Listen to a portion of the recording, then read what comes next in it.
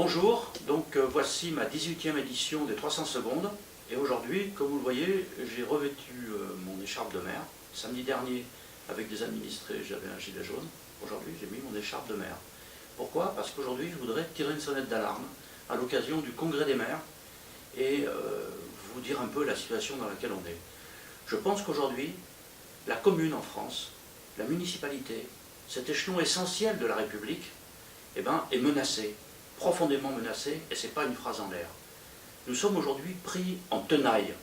En tenaille, les communes, les maires, nous sommes pris en tenaille entre d'un côté nos concitoyens qui sont de manière très légitime dans des situations où ils sont délaissés par les grandes institutions de la République, y compris les institutions sociales de la République, et qui voient qu'on ne vient pas à leur secours, qui sont dans des situations dramatiques, et pour eux, naturellement, le lieu où ils se dirigent à ce moment-là, le lieu où ils se sentent proches, c'est le maire, c'est la mairie, parce qu'ils le connaissent, parce qu'ils le croisent tous les jours, surtout dans une commune comme la mienne, on est autour de 8000 habitants, tout le monde nous connaît. Ils viennent, ils nous posent leurs problèmes, et nous devons faire face à ces problèmes, on cherche au maximum à y répondre. Et ça d'un côté. Et de l'autre, un État qui veut nous faire disparaître. Alors, je vais être très concret pour vous. Je vous donne un premier exemple. Quand vous payez votre impôt sur le revenu, que vous donnez de l'argent à l'État, vous payez la TVA, l'impôt sur le revenu, votre taxe, les taxes pétrolières, etc., ça va dans les caisses de l'État. Et il y a une partie de cet argent qui doit revenir vers les communes pour aider les communes à vivre. Ça s'appelle la dotation de l'État. Eh bien, je vais vous donner l'exemple de ma commune. Quand je suis devenu maire en 2008, il y avait 5900 habitants. Ouais, 5900 habitants. Et l'État nous donnait 800 000 euros. Ça n'aidait pas à couvrir tout. Hein. Et il fallait, par ailleurs, les gens payent les taxes d'habitation, taxes foncières, qui sont les taxes locales, mais qui sont très injustes. On ne peut pas monter parce que ça crée un vrai problème pour les gens. Donc, ce qui nous vient de l'État, c'est 800 000 euros en 2000. Et bien, 10 ans après, aujourd'hui, cette année, nous ne sommes plus 5900. Nous sommes plus de 8000 dans ma commune. Nous sommes plus de 8000 parce qu'on est dans la première périphérie de Montpellier, qui a une croissance démographique forte, et que, voilà. Et combien nous donne l'État? 400 000 euros. Il a passé de 800 000 euros à 400 000 euros. Et nous, les besoins augmentent, parce que la situation sociale des gens se dégrade. Donc il faut les aider. On fait une épicerie sociale, on fait plein de choses. Tous ceux qui sont abonnés à ma chaîne YouTube savent tout ça, parce que je l'ai déjà présenté plusieurs fois. Et il faut quand même faire face.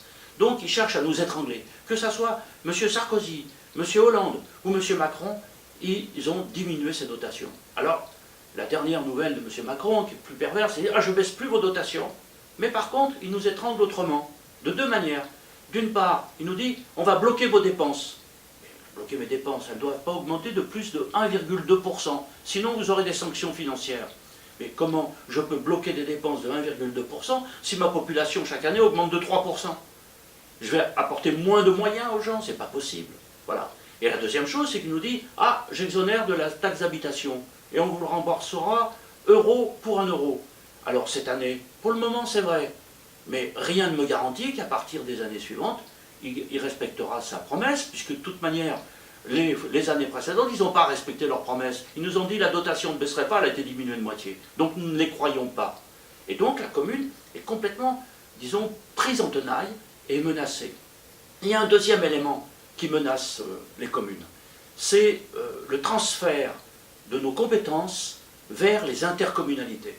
Nous, ici, alors il y a des comités de communes, les agglomérations et les métropoles. Moi, je suis transféré dans une métropole, la métropole de Montpellier. Donc, à cette occasion-là, on nous a dit, il y a un certain nombre de choses dont vous ne vous occuperez plus, et c'est la métropole qui va s'en occuper. Je signale au passage que c'est toujours nous qui levons les impôts et qui donnons l'argent à la métropole pour qu'ils s'occupent de cette chose.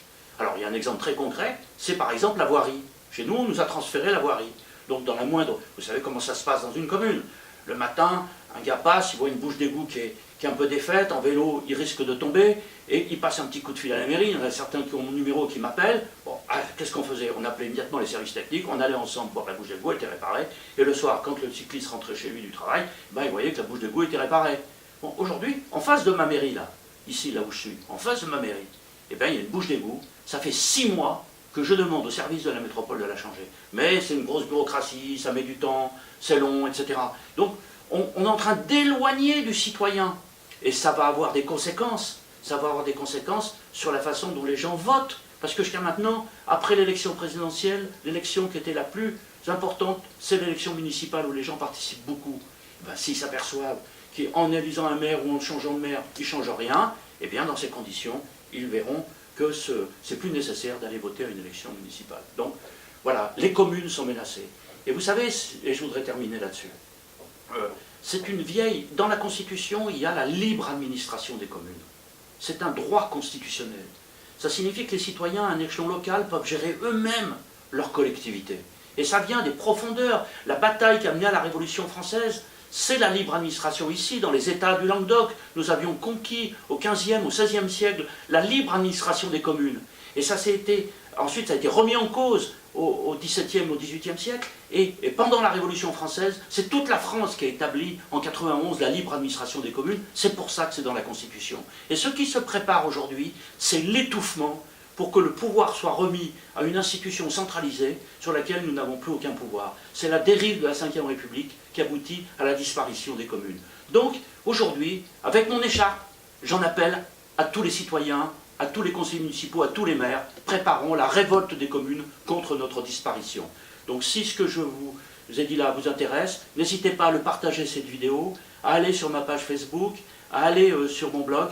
On va vous donner beaucoup d'informations dans ce sens. Et vive la commune, vive la République, et soyons ensemble dans cette bataille. Voilà, je compte sur votre mobilisation.